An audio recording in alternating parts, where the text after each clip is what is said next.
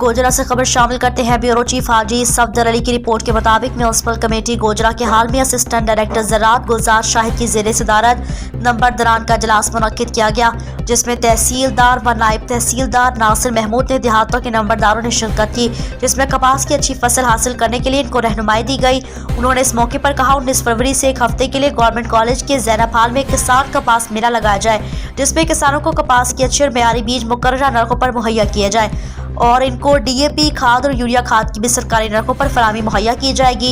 इनका कहना था, हमारा मकसद है किसान खुशहाल हो, किसान कपास उगाकर खुशहाल होगा तो मुल्क की तरक्की करेगा, कपास दूसरे ममालिक को देकर ज़रिए मुबादला कमाया जा सकेगा।